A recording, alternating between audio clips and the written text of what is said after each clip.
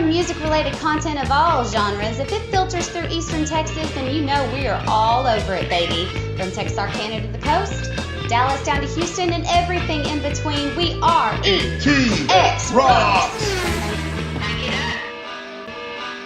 What's happening, guys and gals? Zeb Rogers here. Want to just give you a big old thank you for tuning in to the ETX ROCKS Show. Hello there, music lovers. This is Hayley McDaniel talking to you on another really great episode of the ETX ROCKS Show. And you know that it's Hayley's Country Tuesdays. And I'm so excited about who I have for you this week.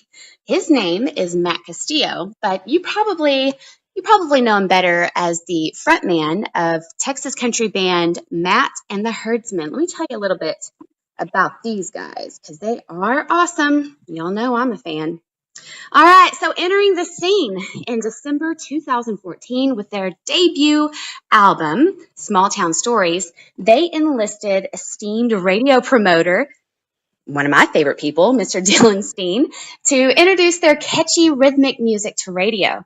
Starting with Dance All Night, they broke into the top 50 with their very first single on the Texas Regional Radio Report.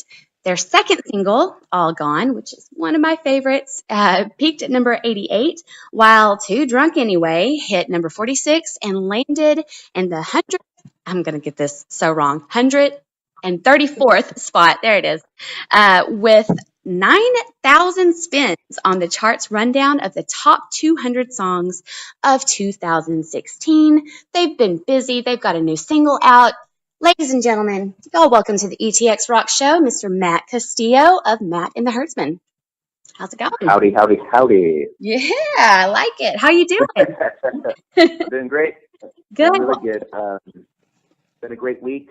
This past Thursday was one of those, like, almost Christmas, once our single went, live all the way to radio. And so we thank you and ETX for always supporting country music. Oh my gosh, that's the least we can do. Thank you for making really good country music, by the way, because as we have heard a lot of here lately, especially in the past, 8 to 10 years, country music has kind of taken, mainstream country music has kind of taken a different path. Is that a nice way to say it? Mm-hmm. Or what do you think?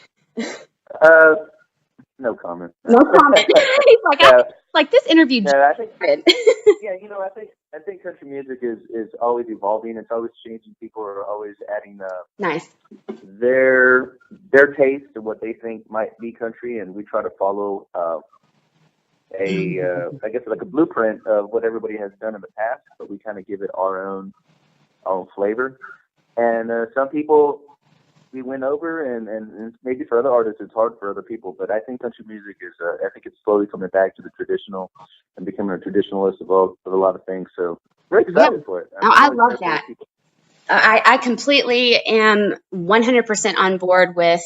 Actually, I like to say that I was one of the first ones to be like, when Chris Stapleton swept every award. I guess was it 2015 or 16? I'm not sure, but I was like, this is it. This is the turning point. You know what I mean? When people started kind of understanding that they wanted a little bit more storytelling back in their country music, I think. So I'm pretty excited about that. Even these trailblazers, especially Chris Stapleton and Sturgill Simpson. They're all saying hey, we're gonna do it the way I know country music is, and we're not going to do that stuff. Yeah, it's so cool. It's crazy. They took a big risk, and they're getting rewarded. So that kind of teaches us that sometimes you can't follow a trend sometimes, but you have to really be honest and hope that people can relate to it. And that's one of the big things as a singer-songwriter is that we try to say things that people maybe couldn't say. Yes. Maybe we say it a little bit better, and maybe they're going through something, and they can't really say it, and it really tugs at their heart and stuff like that. So there's a lot of things that are interesting as a singer-songwriter. So I really try my best to really dive in and be really push my voice, right?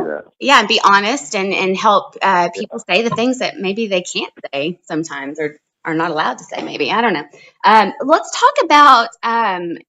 I can't wait to talk about your new single, but I'm going to kind of push that back because if anybody is tuning in to this episode And for some crazy reason, you've been living under a rock since 2014 and you haven't heard of Matt and the Herdsmen, then I want to kind of give you guys a chance to get to know y'all. So tell me about how the band formed. And actually, I had a social media question that I was going to ask you. It came from some guy named Dillon Steen.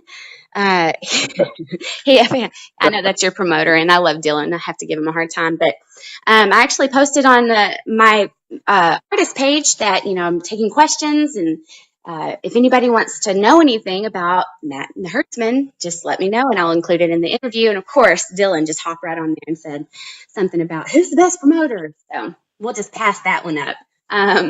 But he did ask a really cool question. How did you come up with the Herdsman? Because obviously you're Matt and you're the front man, you're the main guy, but what's the story on the Herdsman? Oh, Dillon. The story behind it is just that I really like the name Matt and the Herdsman, and before the band got started, we were all just hanging out, and I said, look, guys, I really like this name. What do you guys think? I think it kind of fits. And the guys were just saying, like, yeah, man, actually, this is really good. I like the way that sounds. So the way we interpret it was, man, the Herdsmen, fans are the herd. Right. They are the people that we try to gather and kind of direct them into our crowd, our gates, our little, Love it. It's kind of like that. And slowly we're winning people over.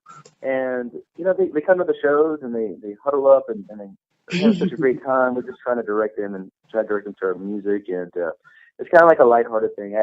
I think one time I called our fans like Herdsman night.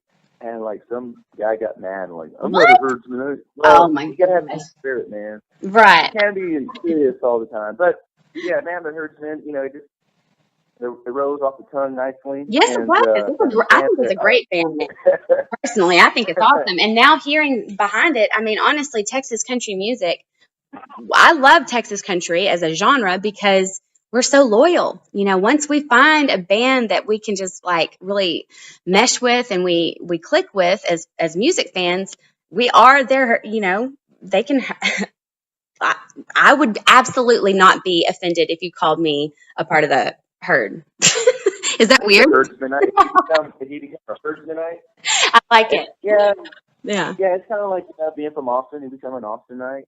I figured it'd kind of be the same thing with being in the band. You'd be affiliated. They're the ones that kind of help us move. They are the only ones that kind of help us move as far as the fans are concerned. Right. They tell us what's good. They go to our shows all the time. Right. They've seen us grow right in front of their eyes. It's kind of crazy and amazing at the same time how much time they take away from their weekends just to come see us. And we're really grateful. There's a lady that deserves a shout out. Her name is Miss Melba. Miss Melba. Right. Miss Melba Garza. I don't think she's missed a show yet. She followed us from. Man, I don't think she's missed a show. She's gone to San Antonio, Austin, Dallas. Wow. Up and down the valley. Like she just likes to get out and enjoy the music, and she fell in love with us. And it's kind of not the same without seeing her there, like in the corner, on the table. Oh my gosh, no joke. She's basically, she's basically like your mascot, right? Like Miss Melba is a part of the band at this point. I would. Melba is part of the band. She hired us for her private event one time with her daughter, and she hasn't left yet, and that's okay. Like, but that's the thing that you hear about when bands are up and coming. Like, hey, we've had that fan since the very beginning, and she's definitely one of them. And it's just like I said, it's just never the same without her or seeing her there. You know what I mean? Right. So those are the cool things that they get to see us grow, like I said. And she's definitely a Herdsmanite, and she's just so awesome. And proud of it, I'm sure. Yeah, we tell her thank you all the time, but I don't think she understands how much that means to us and how cool it is. She doesn't have to do that. She can do anything else she wants on her weekend. I love it. Go out playing bingo or something, or watching a movie, but she drives 200 miles to go see us play, and she's awesome. She's awesome. But I have to just give her a shout out. Well, Miss Melba, we at ETX Rocks hope that you will tune into this episode with Matt and hear this shout out, because you sound like the world's best fan. Like, you are basically what every artist dreams of. Having that kind of connection with a fan is it's got to be just completely indescribable. So thank you, Melba, for being awesome, and that was pretty cool, Matt. So okay, let's talk about 2014. Now you guys actually, you were together for a full year before you released to radio. Is that right? Or Yes. We were, I formed the band in October of 2013. mm-hmm. And then it wasn't until December 2014 that we actually released our first album. I don't even know consider it an album. It's only 7 songs, but we needed to put out a product, and I had been writing before, or actually I've been writing while the band was forming, and once the band kind of came together and we became a solid group, then I started co-writing with my lead guitar player, Mr. Pepe Cavazos, and we wrote a couple, and we kind of took that to the studio, and but it was pretty hard to find the guys. Like it's just I put out ads. I put out. Did you like Craigslist? Yeah, Craigslist. Yeah, definitely. I was a little scared, but yeah. So I had put out an ad on Craigslist about wanting to form a band. I get a message back saying, "Hey, we're going to be having auditions for a band if you want to come in and sit in and audition." So you know what? Let me try this out. Maybe I'll just join a band that's already established, and we'll go from there. Well, I didn't make the cut. Obviously, I didn't make the cut because I didn't know a couple of songs. So I said, okay, I guess this is done. All right. So again, when the band formed, I owe it to a friend of mine. Her name is Hayley Davila. She's the one that kind of was the centerpiece of forming the band together, because she knew my drummer, which is Ruben Cantu. He's a drummer, and they went to college together. And Ruben has always wanted to start a country band as well. Wow. And so it's kind of like I didn't know Ruben. I didn't know him at all. She knew him, and so we got introduced. And one Sunday, and Ruben brought our lead guitar, Bill, over to practice and just to jam out. I'm sorry. Yeah. And it was us three for a good while. And then again, I went back on Craigslist and everything, tried to find a bass player. We went through maybe 2 or 3 bass players for audition. Mm-hmm. Nothing really clicked.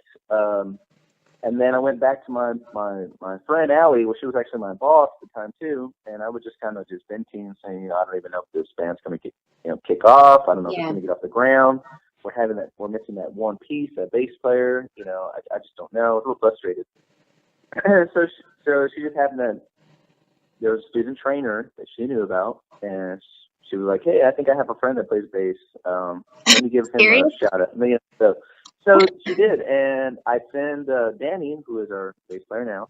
I sent him a set list of songs to learn, and he came one Sunday, and we played, and it clicked, and that was it. The rest is history. I guess this is the last piece. Nice. And that was how Matt the Herdsman got formed. That's awesome. I love it. So it's really interesting to me. I'm a songwriter, but I do not have a band. I play with, a couple of guys when we do acoustic stuff, but I've never, that's kind of a part of the business that I've heard is really kind of fickle, to find the right people. And just because somebody is an amazing musician doesn't mean that personalities and all that kind of stuff. It has to be the whole package. So shout out to your, she's not your boss anymore. I'm sorry, what was her name again? Because she basically formed Matt and the Herdsmen. We need to say thank you. Yeah. So her name is Allie Davila. Awesome. Thank you, Allie. She's been pushed, and her work schedule is crazy because she's an athletic trainer for a high school. So she is crazy busy, but she's always keeping up with us. And she was the driving force to kind of get it all rolling. And I like to say, touching back onto your response about personalities. Yes. Well, see, the thing that I think the hardest part was trying to learn somebody you never knew before. Mm-hmm. And I didn't know Danny, I didn't know Ruben, I didn't know Bethel, but we believed in something. And the true test was when we started going on the road. So within the first year, we were already going up to Austin and playing, and that was something that kind of really sets the waters, because you're sleeping in a hotel room with Strangers. the other guys. Yeah. The guys, how are they gonna bond? How do you know one doesn't snore or one doesn't Right. whatever the case may be? But these guys have such great character. They're selfless people. They'll do anything for the band just to make a name, and they're great guys, and that's the cool thing about it. And we just introduced a pedal steel player named Omar. Oh, yeah. He's been with the band for a couple of, I think like maybe 4 or 5, no, about 6 months, I believe. He's doing great, He wasn't on our second album, but he sure is doing a good job as, kind of playing the same things. Mr. Maybe Jeff Queen, he's a pedal steel player for Hayes Carl and Bruce Wilson. Wow. Very cool. Very cool. Yeah, it's awesome. So he's doing a great job, and he fits what Matt and the Herdsman is, and the vision, and what we believe in, what the goals we're trying to set as far as the band are concerned. So everything has been going great, and so we're excited to really push the new stuff out there. And it's been road tested, it's been working great. Yeah. I've heard all about it. Dillon's given me the lowdown on how well the single has been responding as far as fans and playing it live. He says it's taken off really well. What is the single? We'll tease it. We put more thought into the second album. The first album, we kind of didn't know what we were doing. It was like a test run. But the second album, we had more time to write. We had more time to do compositions, melodies, and things that were really going to stand out. And we took it to a really well-known producer, Dave Percival, out of Wimberley, Yellow Dog Studios, and he really opened that up. It's like it's kind of painted, and then he just kind of added all these beautiful colors into the music. And so hopefully, like I said, with the new single out, people kind of get a taste for that and really attach to the song, and hopefully they'll like it, and we make something out of it.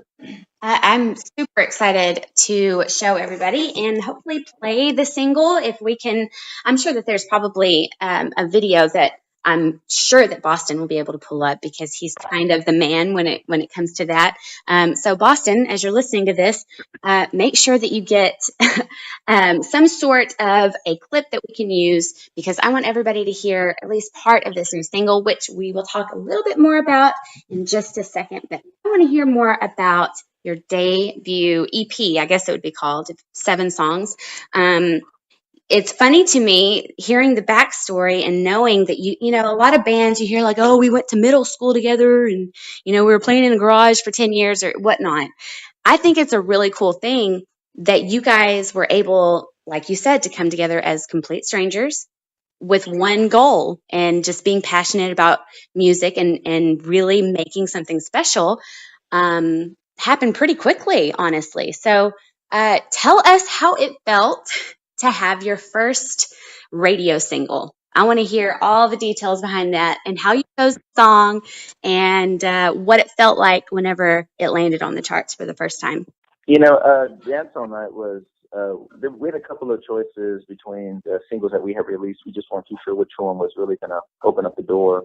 And speaking with Dillon, he's really great. He has a great ear to hear what single's going to work, Yeah. And sometimes he leaves it up to us, but this time we kind of leaned heavily on his decision, and we went with Dance All Night, and we knew it was going to be a really good dancing song, and we released it. And the first time Dillon goes, "Hey man, you got a radio interview, a phone interview. Oh my gosh. On this day in the morning, okay?" I was like, "All right, cool." And I'm new to radio, and I don't know too much. So I wake up in the morning, I'm like, hey, I never got the phone call, I was all excited. I really couldn't go to bed because it's like going the first day of school. Like, oh, my God, I'm going to be on the radio, blah, blah.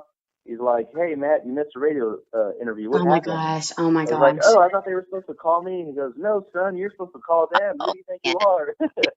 And so that was the first radio experience. But bless your heart. Did your stomach just sink down? That sinking feeling like, oh my God. Was that just it had to be pretty traumatic, right? Oh God. I was like a little scared. I was like, dang it, but after that week, we started noticing radio stations were picking up the single, and I didn't know too much, like I said, about it. And so Dillon has kind of taught me and put it under his wing and kind of showed me the ropes a little bit. But when we hear it on the radio, It was great. We gave it to our hometown here in Denver, Texas, and our radio station played it. It was on, I believe on Valentine's Day they played it, I believe, and we were calling each other and sending texts and everything. My family was happy, and we were all outside dancing, and it was such a great feeling. And to see it, break the top 50 charts was very awesome, and it took a lot of hard work for sure. And for it to get nominated for New Single of the Year of 2016, that's also it just really made us feel really great and blessed and thankful that we're able to do this, and have a great promoter. So, well, I would say, that was cool. I would say that having your first single, how did I miss in all of the stuff that I was reading about, and as much as I follow you guys and listen to your music, how did I miss that your first single was nominated for Song of the Year 2016? Yeah, we were. Yeah, and then we were also nominated for New Band Duo of the Year. And so that was cool. It showed a lot of work, but we were with big dogs, those hit makers, Randy Rogers Band, Bowen, Clark Green, so Aaron Watson's name. So it's pretty hard for an underdog like us to kind of win an award, but we were happy just to be in the same category as them, and it kind of motivated us more to keep working hard and be nice, be humble, and keep moving forward. So all that stuff was really, really, really such a fun year, I should say. And radio tour, most people don't like them. I love them. I love radio tour.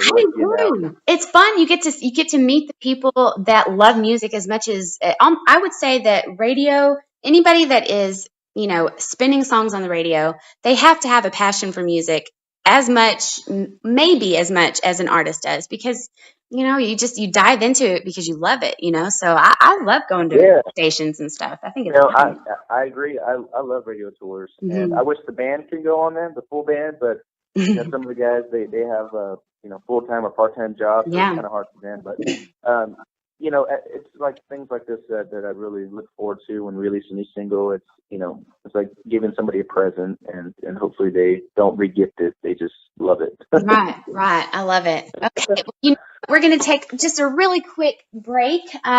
Stay tuned, guys, right here on Hayley's Country Tuesdays on the ETX ROCKS Show. I've got Matt Castillo from Matt and the Herdsmen, and we will be right back after this quick little commercial. Hey guys, Boston Chris here, and I want to tell you guys about a great music school in your own backyard in Gilmer, Texas, called Stuart Butler's School of Guitar.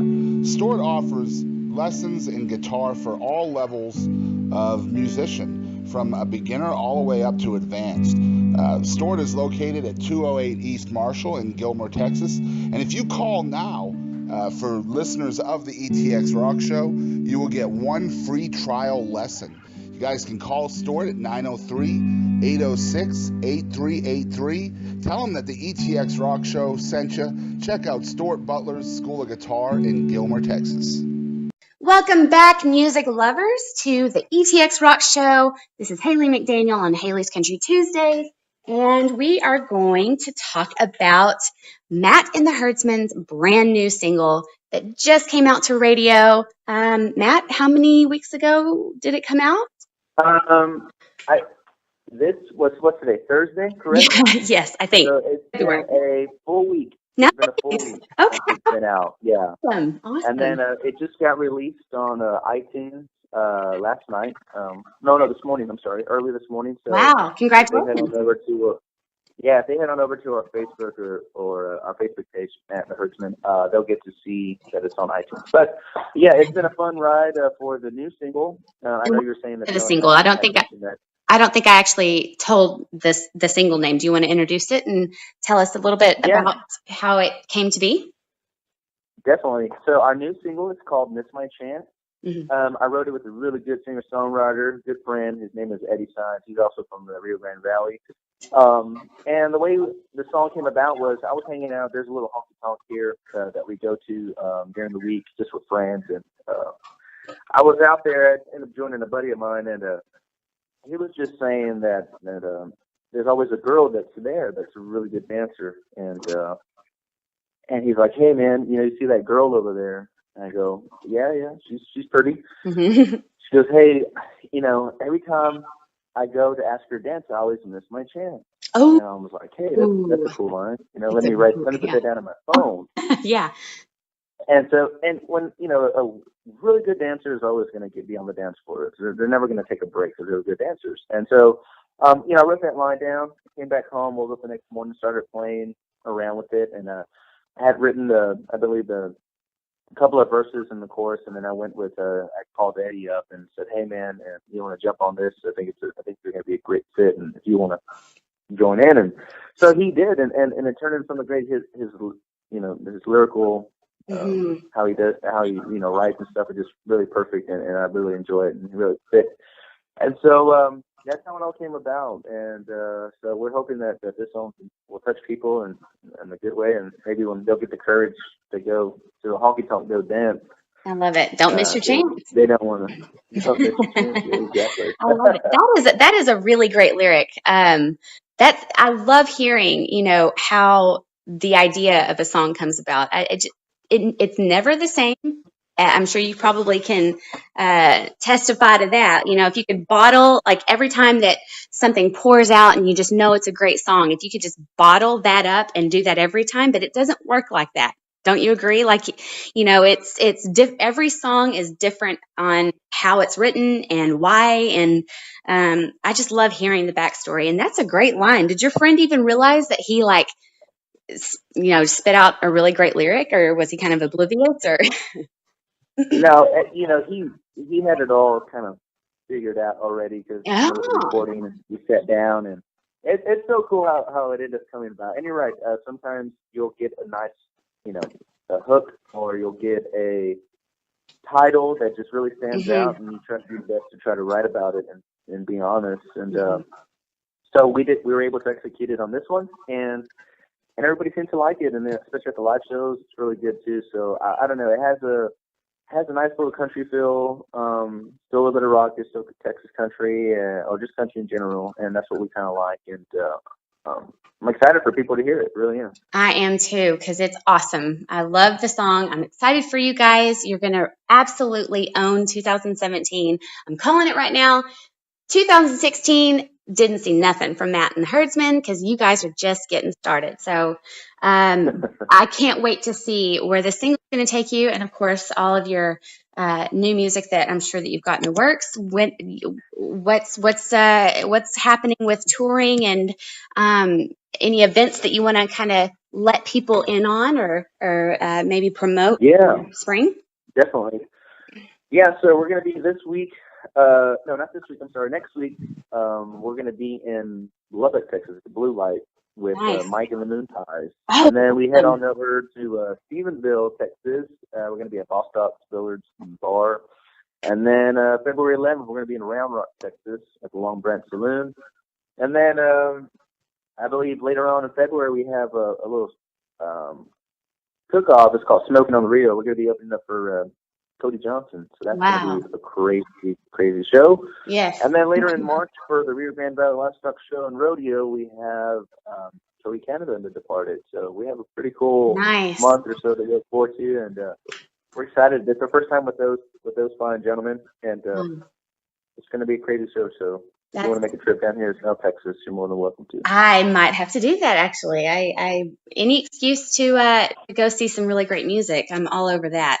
Okay, so before, we're going to tell everybody how they can reach you on social media, and we'll kind of wrap up the episode. But before that happens, I'm going to ask you how many of these? 5 questions, and they are absurd. They're ridiculous. They make no sense.